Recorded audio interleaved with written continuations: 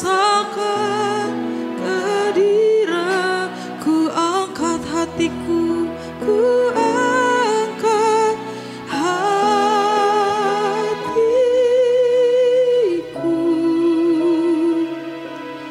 ku pandang kekudusan-Mu. Saat ku sembah, ku puji-Mu, ku rasakan kehadiran-Mu. Saat ku sembah, saat ku sembah, ku puji-Mu, ku rasakan kehadiran-Mu, Tuhan.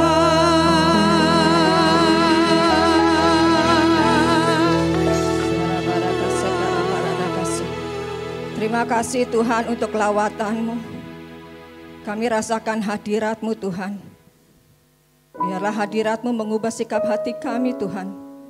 Untuk kami selalu haus dan lapar akan Engkau. Biarlah hadirat-Mu membawa kami selalu ada kasih, sukacita, damai sejahtera meliputi hidup kami sepanjang hidup kami. Terima kasih Tuhan. Hamba menyampaikan kebenaran firman-Mu. Urapilah hamba-Mu ini ya Tuhan.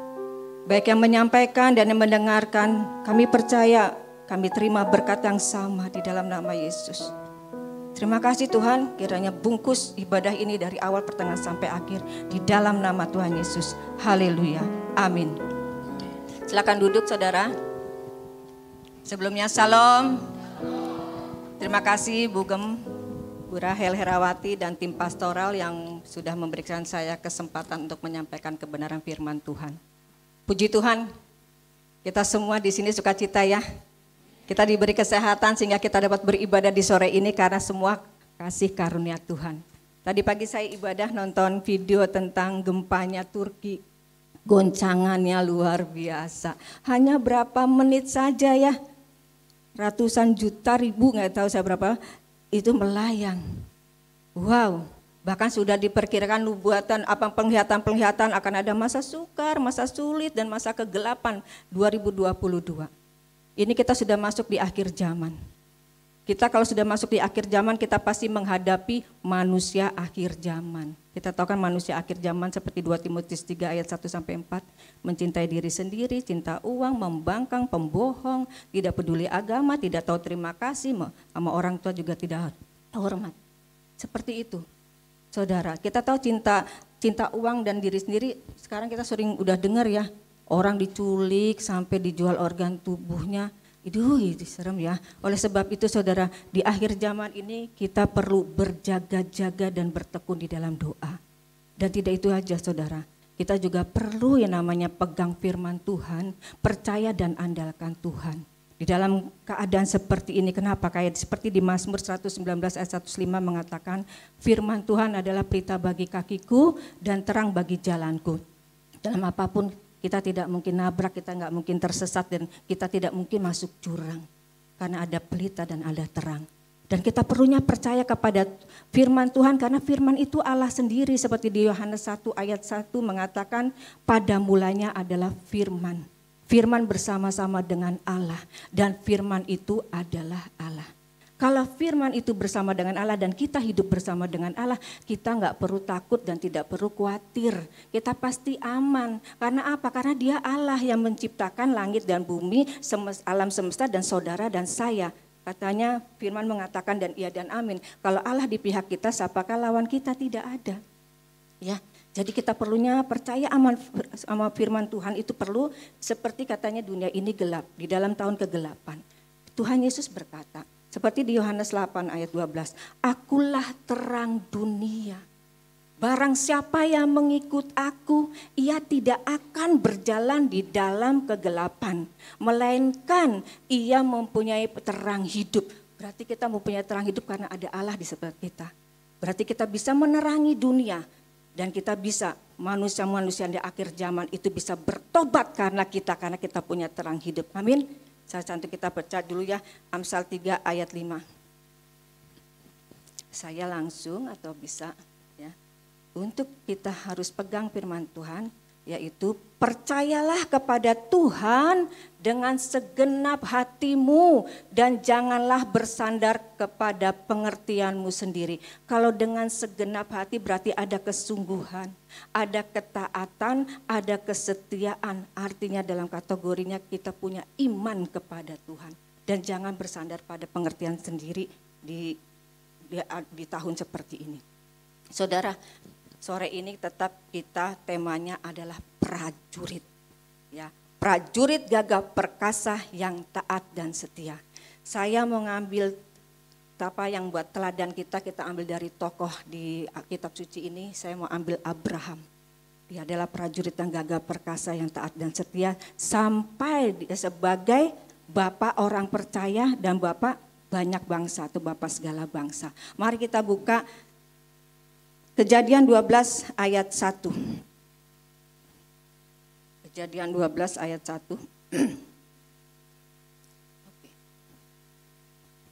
Berfirmanlah Tuhan kepada Abram, pergilah dari negerimu dan dari sanak saudaramu dan dari rumah bapamu ini ke negeri yang akan kutunjukkan kepadamu. Saya mau tekankan adalah akan kutunjukkan kepadamu, berarti belum ditunjukkan ya. Allah tidak memberi alamat, tidak memberi nama kota, apalagi Sherlock kepada Abram. Oke, kalau saya ngomong Abram, tapi di sini Abram, tapi saya selalu nyebutin nama Abraham sama ya, Abram mama Abram ya. Pada mulanya memang namanya Abram, tetapi setelah Tuhan ada perjanjian bahwa dia akan menjadi bapa banyak bangsa, akhirnya disebut nama Abraham. Jadi kalau saya nyebut Abraham sudah mengerti ya. Nah, di sini balik ke firman, di sini dia mengatakan akan kutunjukkan kepadamu. Apa yang dilakukan Abraham? Abraham tetap dia berjalan, dia percaya kepada Tuhan walaupun dia tidak tahu tempat yang dituju. Dalam perjalanannya ia berusaha dengan proses-proses pasti yang ada. Akhirnya dia sampai juga ke tempat yang Tuhan tuju. Yaitu di ayat 7-nya itu di Sikem, di mana orang Kanaan tinggal di situ. Dan Tuhan berfirman pada ayat 7-nya kita baca. Ya. Saya singkat aja ya. Oke. Ketika itu Tuhan menampakkan diri kepada Abram dan berfirmanlah, aku akan memberikan negeri ini kepada keturunanmu. Maka didirikan itu di situ Mesbah dan lanjut. Pokoknya dia bilang akan kuberikan negeri ini kepada keturunanmu. Pada kenyataan saat itu saudara, Abram memang dikasih Abraham. Tetapi dia tidak seperti memiliki negeri itu. Dia seperti orang asing. Kalau kita baca di Kisah Rasul 7 ayat 5 mengatakan dia tidak diberi milik pusaka, bahkan setapak tanah pun tidak. Padahal Tuhan sudah berjanji, tetapi apa yang dilakukan Abraham? Abraham tetap percaya bahwa ini adalah Tuhan sudah memberikan janji kepada keturunannya akan diberikan kota yang akan dibangun. Begitu juga di masa tuanya Tuhan bicara akan diberi keturunan. Saudara, kenapa Abraham seperti itu? Kalau kita baca, mari kita baca lagi satu ayat lagi, yaitu seperti di Roma 4 ayat 18. Ini yang membuat Abram percaya karena imannya. Roma 8 di sini mengatakan, sekalipun tidak ada dasar untuk berharap, namun Abraham berharap juga dan percaya. Dia percaya bahwa akan dia memberi keturunan, banyak keturunan. Sekalipun Abraham tidak punya dasar berharap, tapi ia berharap juga. Dia tidak diberi alamat, tetapi dia mau berjalan sampai ke tempat yang Tuhan tunjuk. Sekalipun dia di tempat tuju, dia seperti orang asing, tetapi dia percaya akan janji Tuhan. Ya, memang kadang-kadang saudara, Tuhan kalau ngasih jalan atau ngasih rencana itu tidak kita mengerti, tidak kita pahami. Kenapa? Kita nggak mengerti, kita nggak paham. Karena kita manusia. Manusia itu terbatas, Allah kita tidak terbatas.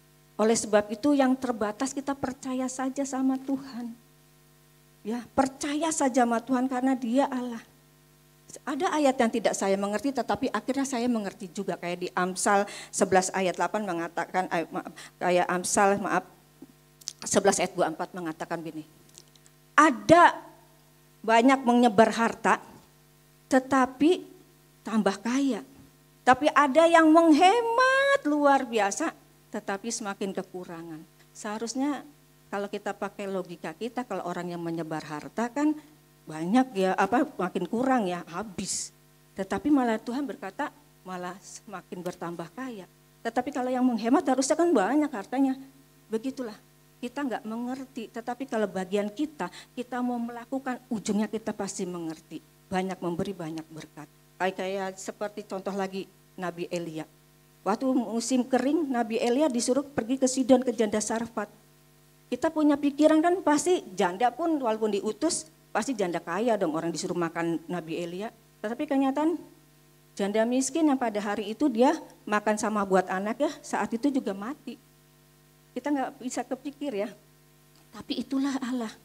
Karena ketaatan Nabi Elia dan juga janda itu mau melebihi dulu memberikan roti buat Nabi Elia sehingga tepung dan minyaknya tidak pernah habis-habis sampai waktu tertentu. Itu cara Tuhan. Cara Tuhan seperti itu. Sekalipun tidak ada dasar untuk kita berharap, tapi kita harus berharap juga dan percaya. Ya, kalau seandainya saudara punya rumah tangga, suami istri berantakan, saling menyakitkan, anak juga nggak jelas, mungkin sudah jatuh, sudah berantakan, sudah kacau, nggak mungkin dipulihkan. Bagi Tuhan tiada yang mustahil. Banyak kesaksian orang yang berharap pada Tuhan, rumah tangga yang kemungkinan akan hancur, yang nggak mungkin bisa diperbaiki, bisa dipulihkan. Saya pernah khotbah berapa bulan yang lalu soal Yefta, seorang anak pelacur yang sudah dipandang hina, dipandang sebelah mata, bahkan sudah diusir. Bahkan Yefta sendiri sudah masuk ke gerombolan perampok. Tapi kalau Tuhan sudah pilih Yefta dan Yeftanya mempercayakan hidupnya kepada Tuhan, apa yang tidak mungkin? Yefta menjadi pahlawan bagi Israel. Jadi sekalipun kita sudah gagal, sekalipun kita tidak mungkin di mata dunia dipandang hina, sekalipun kita tidak bisa melakukan apa-apa, tapi kalau kita mempercayakan seperti Yefta, mempercayakan diri kita kepada Tuhan, apa yang tidak mungkin? Tuhan bisa melakukan segala sesuatu. Yang penting percaya kepada Tuhan dengan segenap hati. Saudara ya, saya punya kesaksian sedikit. Waktu suami saya meninggal itu anak saya masih SMP. Kenal ya nama anak saya Santa Holly, ini yang tadi Holly yang main drum, Santa di belakang. Masih SMP. Saya waktu itu sempat marah karena suami saya meninggalnya mendadak. Saya kecewa marah karena saya belum mengenal Tuhan dengan benar. Saya kecewa kenapa Tuhan tidak memberitahu aku dulu.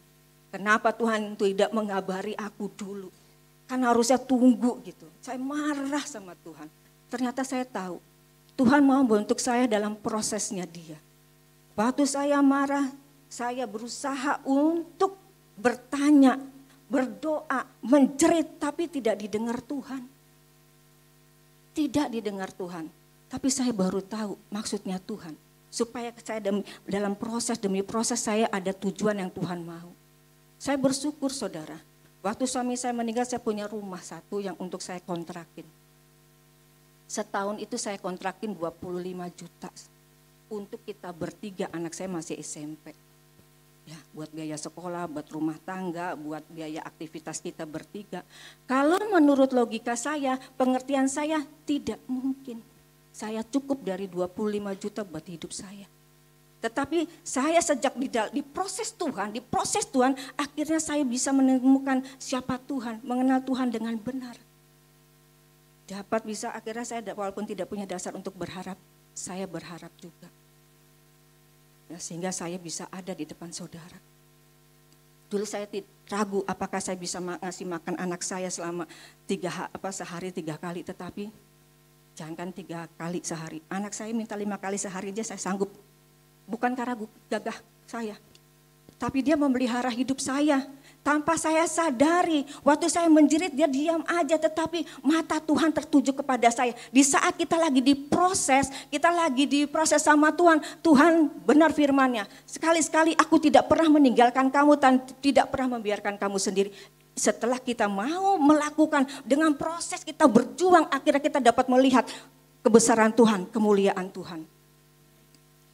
Akhirnya saya bisa merasakan cara pembentukannya Tuhan itu luar biasa. Tuhan mau saya mengenal Tuhan dengan benar. Karena dulu saya rajin berdoa, rajin ke gereja, tapi saya tidak mengenal Tuhan dengan benar. Akhirnya Tuhan mau supaya saya mengenal Tuhan dengan benar, dengan prosesnya. Sekarang saya tahu Dia Allah yang maha besar yang dapat melakukan segala yang tidak mungkin menjadi mungkin, yang mustahil menjadi tidak mustahil. Dia Allah. Tapi Dia sangat menyayangi kita. Kita berharga di matanya. Ya saudara, kembali ke firman Tuhan. Tadi dibilang, Abraham, di negeri ini akan kuberikan kepadamu. Saudara, padahal dia belum punya anak. Akhirnya imannya Abraham diuji, saudara.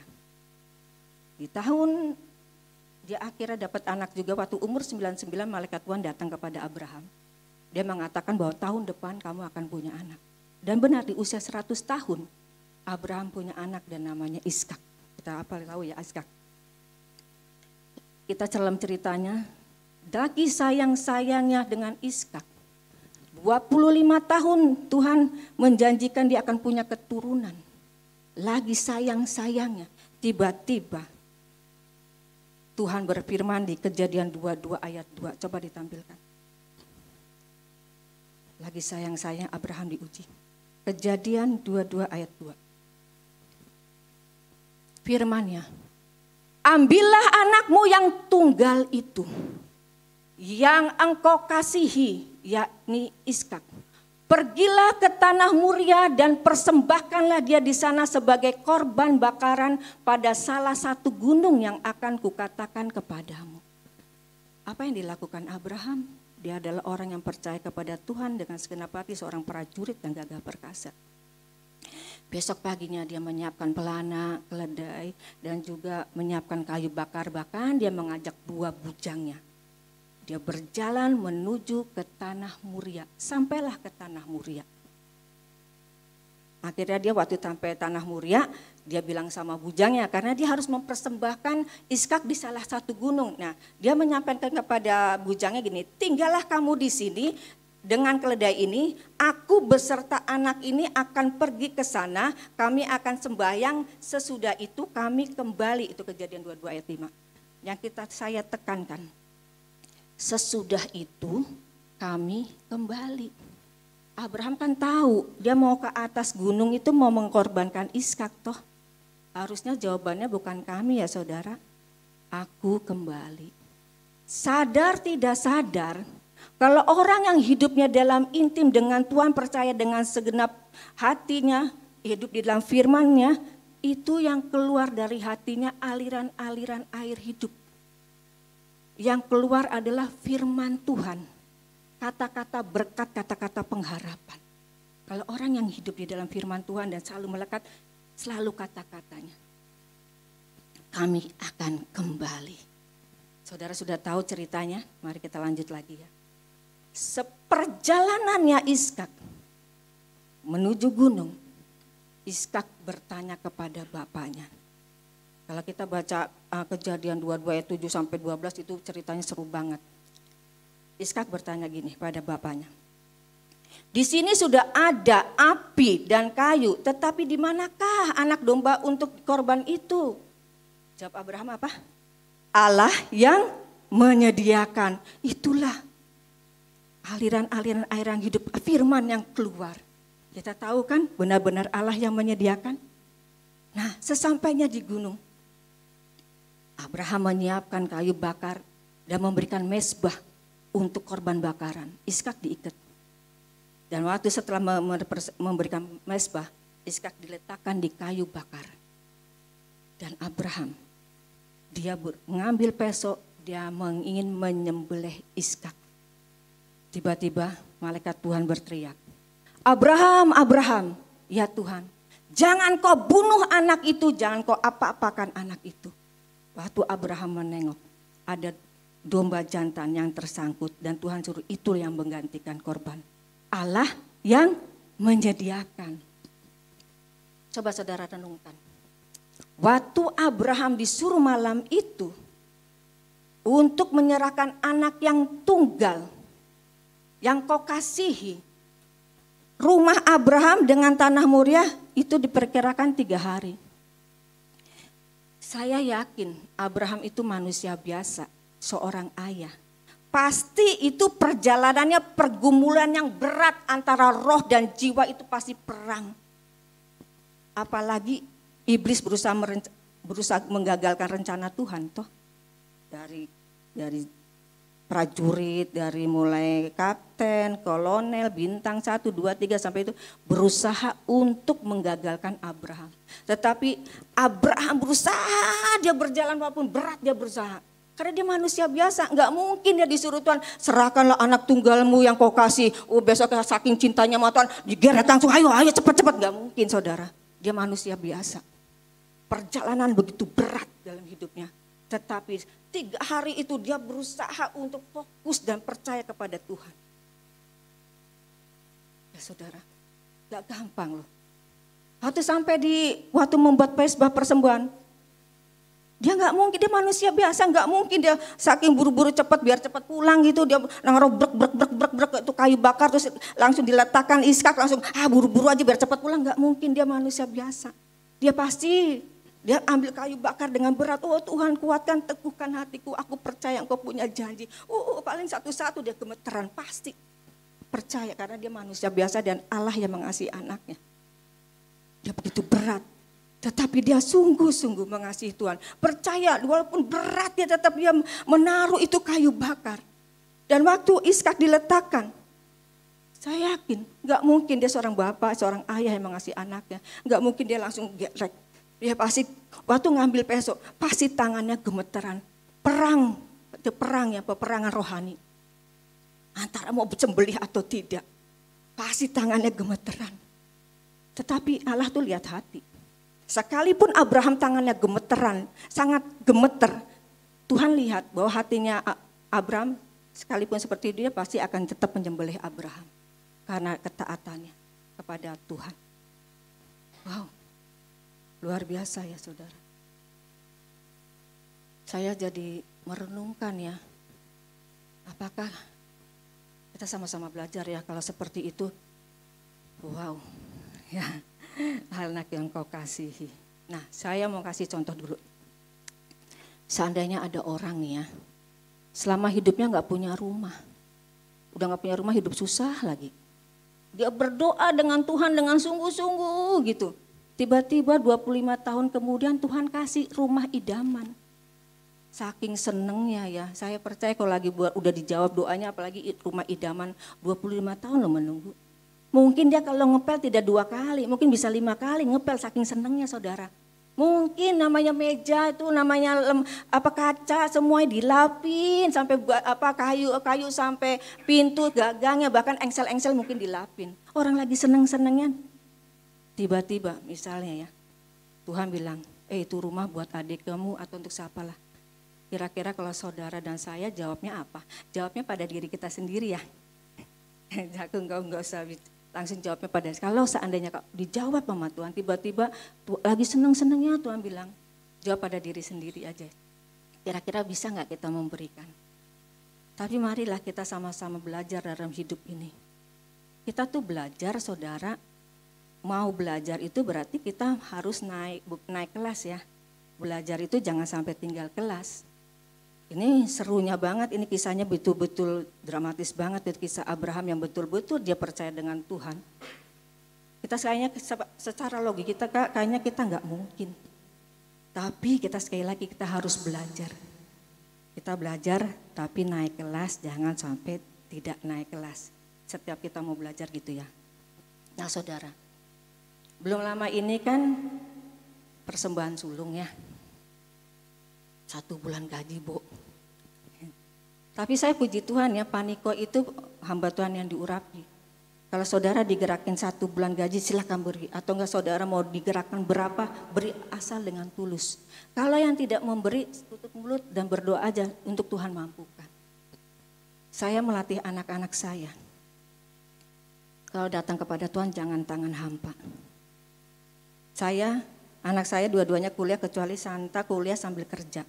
Kalau kerja pasti dapat gaji. Saya melatih anak saya selalu harus bayar perpuluhan. Harus itu. Dan waktu ada persembahan sulung, saya kan bilang Kalau Tuhan minta itu jangan sampai bilang tidak. Serelanya aja kamu berapa. Saya bilang sama Santa gini. Santa, ada persembahan sulung. Kamu mau persembahan 1 gaji atau mau apa terserah kamu lah.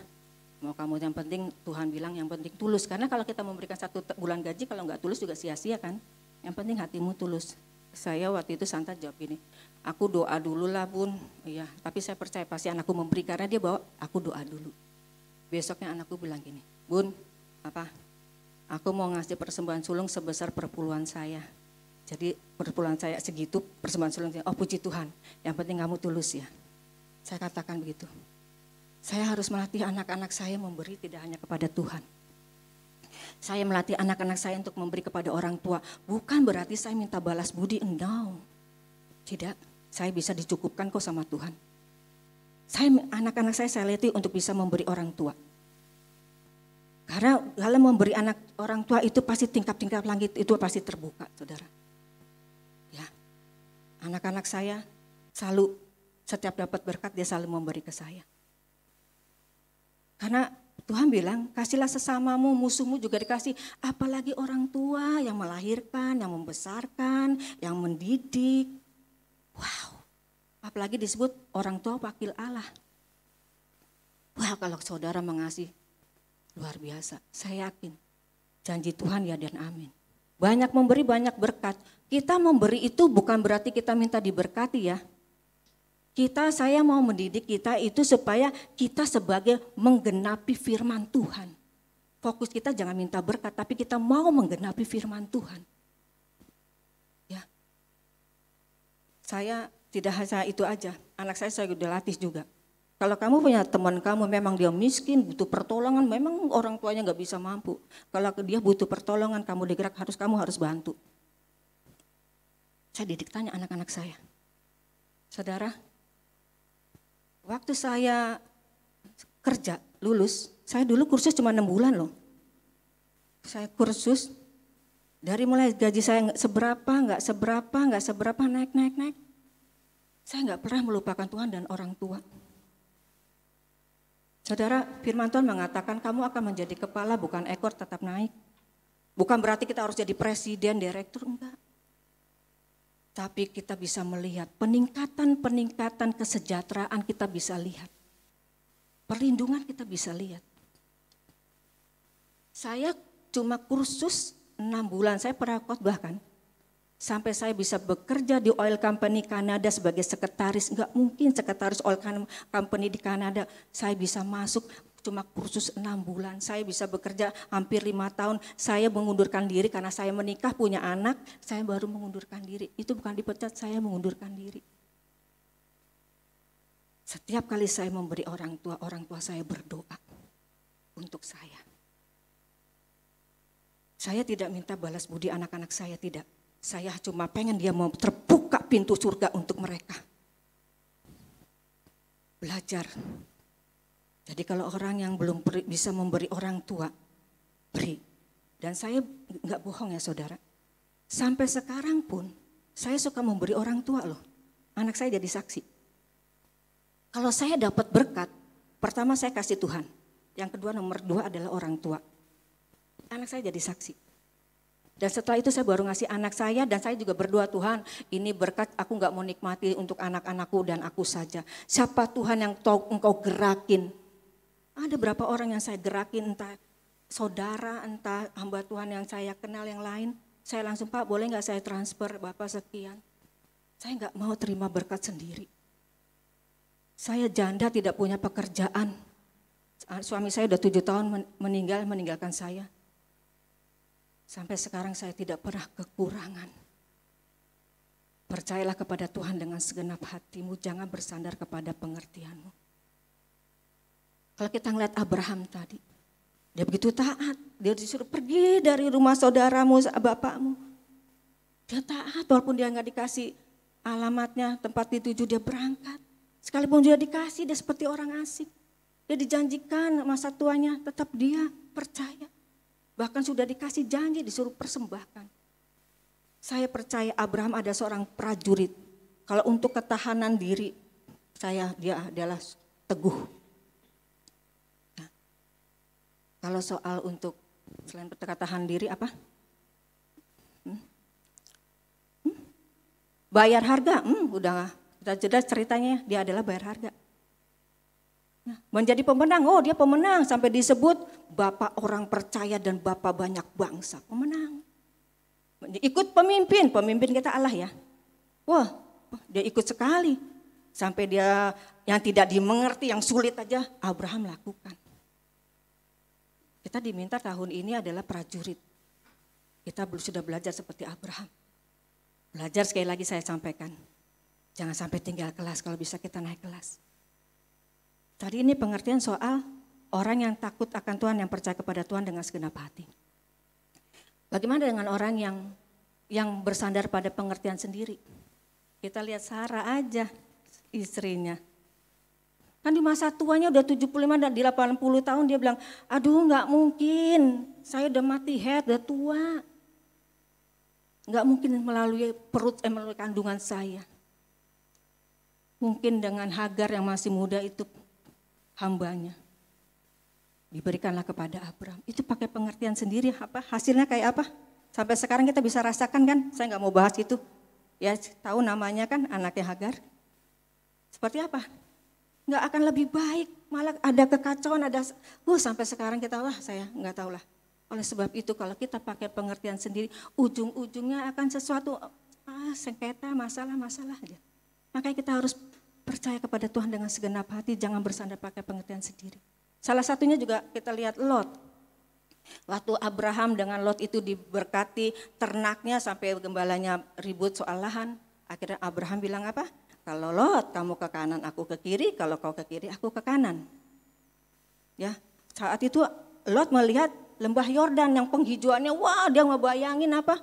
Ternak-ternaknya kalau ada di lembah Yordan pasti gemuk-gemuk bahenol nerkom. Pakai pengertian sendiri, pakai hikmat matanya sendiri. Tahu kan kisahnya? Sodom dan Gomora, hujan belerang, semuanya habis. Di tahun gelap ini, masa sukar, masa sulit. Wow, sekalipun saudara punya pekerjaan, punya usaha, punya kedudukan, jangan mengandalkan diri kamu sendiri. Jangan, di tahun ini udah gak bisa. Saya bersyukur saya janda gak punya pekerjaan. Pemeliharaan Tuhan ada aja. Setiap kali saya mau beri ada lagi berkat. Setiap kali saya mau beri ada lagi berkat. Gak pernah habis-habis. Jadi kuncinya, aku harus banyak memberi. Tapi ingat, bukan fokus kita untuk diberkati ya. Pokoknya tujuan kita melakukan firman Tuhan, ingin menggenapi firman Tuhan. Itu fokusnya aja. Jangan salah fokus. Ya. Kalau kita lihat, seorang prajurit itu katanya dilatih. Dan jangan lupa kita juga melatih diri. Dilatih ya tadi seperti itu ya, komandan kita atau Allah kita melatih, kita dilatih untuk proses-proses seperti Abraham. Dan begitu saya juga banyak proses. Dilatih. Kalau kita mau taat dengan proses yang Tuhan berikan, kita taat aja, kita pasti melihat kebesaran Tuhan, kemuliaan Tuhan. Makanya Tuhan bilang, mengucap syukurlah kau dalam segala hal. Kalau saudara berhenti di sini, saudara nggak akan melihat kemuliaan Tuhan.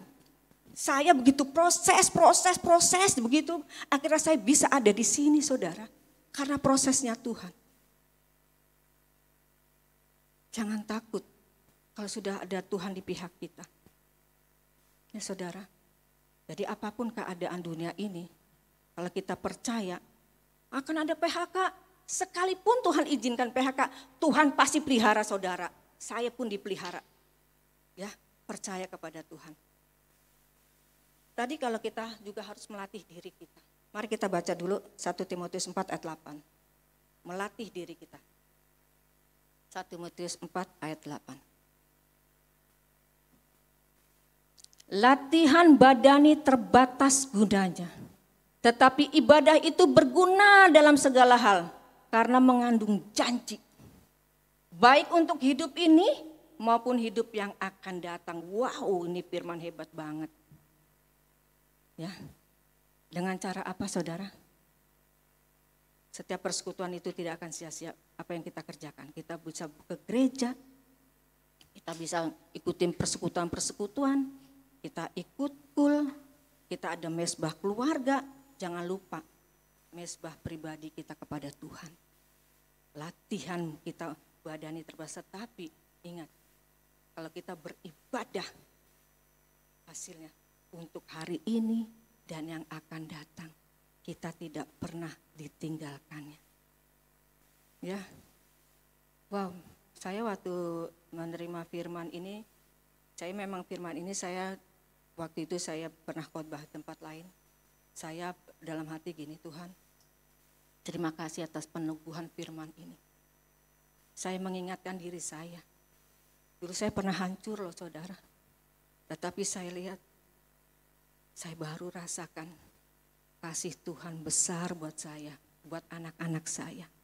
Kalau orang yang takut akan Tuhan, saya yakin anak cucu kami tidak akan pernah minta-minta. Jadi jangan takut saudara.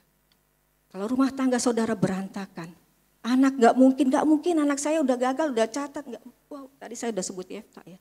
Dan yang lainnya, saya juga nggak tahu apa saya bisa menolong anak-anak saya. Tetapi Tuhan bisa tuh. 25 juta sampai sekarang kalau buat kebutuhan tuh berat loh. Tapi saya bisa hidup, bahkan saya bisa memberkati orang. Jadilah kita menggenapi firman Tuhan. Jangan lagi kita pakai pengertian sendiri zaman ini. Kita mau datang kepada Tuhan.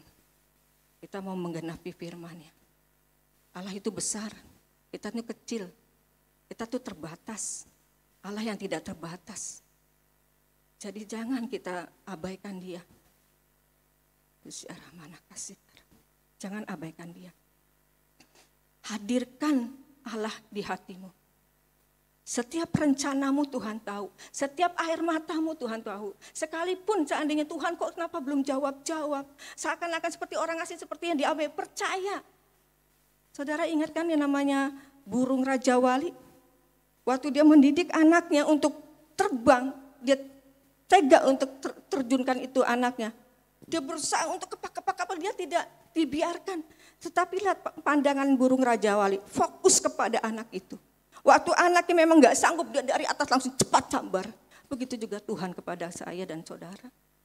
Kalau kita gak sanggup, Tuhan biarkan dulu, tapi waktu memang kita sudah mulai jatuh, jangan sampai tergeletak, Tuhan langsung sambar kita, Tuhan tolong kita. Ya, andai kan saudara aku punya uang cuma segini, percaya berkat Tuhan dari timur ke barat, kita bisa lihat ya, burung aja bisa beri makan kok. Bisa ngasih, saya juga bingung tuh Eli waktu itu dikasih roti bakar, saya pernah tanya sama Tuhan, Tuhan itu yang bakar roti itu siapa sih Tuhan? Ya udahlah pokoknya luar biasa lah. Ajaib Tuhan tuh ajaib bagi saudara dan saya. Ya, jangan takut untuk masa-masa sukar, jangan takut untuk masa depanmu, jangan takut untuk segala sesuatu yang menekan hidupmu. Pokoknya percaya kepada Tuhan dengan segenap hati dan jangan pakai pengertianmu sendiri. Oke. Tuhan Yesus memberkati saudara dan saya. Saya berdoa dulu ya. Bapa, terima kasih untuk firman-Mu. Oh ya Ramana kasih. Biar firman ini ada di hati kami semua Tuhan. Kami percaya Engkau Allah yang mengasihi kami. Kami percaya Engkau Allah yang mengampuni kami. Kami percaya Engkau yang memulihkan hidup kami. Kami percaya masa depan sungguh ada dan harapan tidak pernah hilang bagi kami. Kami percaya Engkau selalu memperhatikan kami. Engkau lebih dulu mengasihi kami. Engkau Allah yang setia walaupun kami sering tidak setia Tuhan. Oh ya Rabara Sikara Barabara Sikara. Terima kasih Tuhan, biarlah Engkau yang bekerja dan beracara di hidup kami masing-masing. Biar Roh Kudus memampukan kami untuk mengerti, mengenal Engkau lebih dalam lagi Tuhan. Oh ya Rahmat Sikap. Ubah sikap hati kami, pola pikir kami yang salah Tuhan. Biarlah saat ini kami mau Tuhan mengandalkan Engkau. Kami mau intim dengan Engkau. Kami mau percaya kepadamu sekalipun di mata kami sesuatu yang tidak baik. Kami mau percaya padamu Tuhan. Engkau tidak pernah tinggalkan kami. Urapi kami satu persatu Tuhan. Pulihkan keluarga kami. Pulihkan anak-anak kami. Pulihkan Tuhan. Kami percaya Engkau berjanji Kau akan memberikan hidup dalam segala kelimpahan. Dan bagian kami mau taat walaupun kami tidak mengerti. Karena Engkau adalah Allah yang tahu dan Allah yang tidak terbatas. Yang lebih tahu mengerti hidup kami. Berkati kami semua Tuhan. Kami percaya sekalipun kami tidak punya dasar untuk berharap, kami akan berharap juga dan percaya karena Engkau Allah kami. Kami percaya Tuhan. Karena iman kami bukan karena melihat, tapi karena kami percaya karena Engkau Allah kami. Jamah setiap kami ya Tuhan. Dan kami akan melihat hari ini dan hari esok. Luar biasa. Luar biasa. Berkati Tuhan anak-anak-Mu di sini. Biarlah kami semua menjadi penggenap-penggenap firman-Mu. Berkati mereka semua Tuhan melihat kemuliaan Tuhan. Melihat bahwa Engkau adalah Allah yang besar. Dan dapat melakukan segala sesuatu yang tidak mungkin menjadi mungkin. Biarlah hari esok kami bisa melihat kemuliaan Tuhan dan kami bersuka cita. Kami berdoa Tuhan bagi yang sakit akan disembuhkan. Hari ini Tuhan lawatan-Mu menyembuhkan. Yang berbeban berat Tuhan hari ini sudah Kau lepaskan. Engkau berikan kelegaan. Dan di saat ada orang yang berdoa untuk masa depan, untuk pekerjaan, untuk masalah, Tuhan berikan jawaban bagi mereka Tuhan. Urapi mereka Tuhan, urapi kami semua Tuhan. Biarlah kami menjadi umat pemenang bahkan lebih dari penang karena kami punya Allah yang luar biasa di dalam hidup kami. Terpujilah nama Tuhan Yesus. Kami sudah berdoa dan kami percayakan hidup kami di tangan-Mu, di rencana-Mu yang ajaib. Dalam nama Yesus, haleluya, amin. Amin. Kita akan mengakhiri ibadah kita, mari sama-sama bangkit berdiri Bapak Ibu.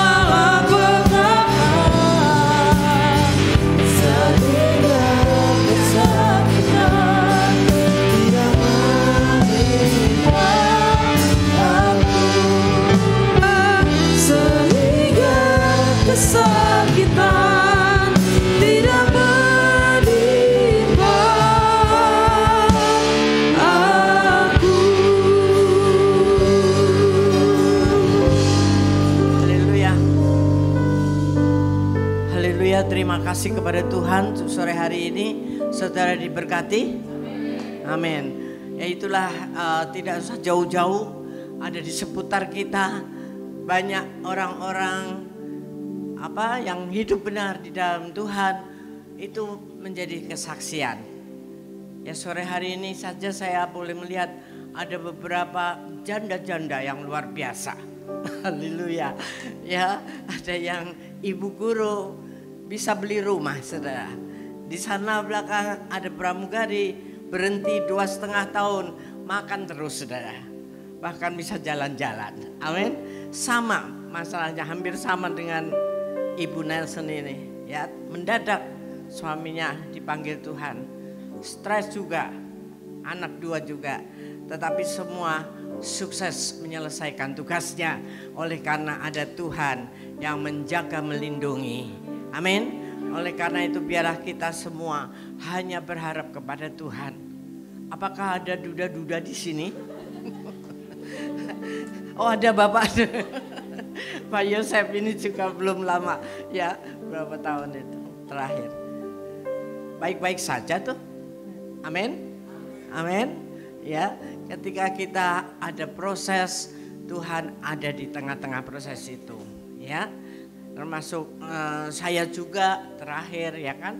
Ya sepertinya enak, nyaman gitu kan ya. Tapi ada juga untuk hidup sih tidak akan pernah kekurangan. Tapi ada juga urusan-urusan yang harus dibayar mahal. Ada rumah yang harus diselesaikan pemberesannya yang saudara mungkin tidak akan tahu itu. Tapi Tuhan yang tahu dan Tuhan yang akan beserta untuk menyelesaikan itu semua. Amin. Oleh karena itu jangan pernah mundur sedikit pun dari Tuhan. Mau 2023 makin gelap-gelapnya sekali, gelap sekali kata Pak Jokowi ya. Tapi di dalam gelap itu justru kita muncul sebagai terang-terang Allah. Amin. Mari kita arahkan tangan kita kepada Ibu Kris Minarti. Ya Tuhan, Engkau yang sudah memberkati anakmu ini dengan kesetiaannya. Dia memilih jalan yang baik dan benar untuk belajar dan menjadi hamba-Mu sebagai janda Tuhan. Dan sudah terbukti penyertaan-Mu sehingga Engkau menyertai dia berkecukupan, tidak kurang suatu apapun. Dan anak-anak pun Engkau menyertai dan menyediakan semua yang mereka butuhkan. Jadikan keluarga ini berkat dimanapun mereka pergi. Terima kasih Bapak, demikian juga untuk janda-janda yang lain yang ada, baik itu duda juga Tuhan, penyertaan Tuhan tidak pernah berhenti. Demikian semua keluarga-keluarga yang ada di dalam masalah, ada di dalam pergumulan hari-hari ini, terang Tuhan sudah turun atasmu. Dan engkau harus hidup benar di hadapan Tuhan supaya terang itu makin terang di dalam kegelapan dunia ini. Yang setuju katakan amin. Haleluya. Mari arahkan hati kepada Tuhan dan bawalah pulang berkat-Nya, yaitu damai dan sejahtera yang berlimpah-limpah, kasih anugerah Allah yang dahsyat dalam kehidupan kami masing-masing, dan teruslah berjanji makin hari makin intim dengan Tuhan dan makin berharap kepadanya mulai dari hari ini sampai Tuhan datang kembali. Haleluya. Amin. Selamat hari Minggu. Tuhan Yesus memberkati. Sebelum meninggalkan ruang ibadah, silakan bersatu dulu sejenak Bapak Ibu.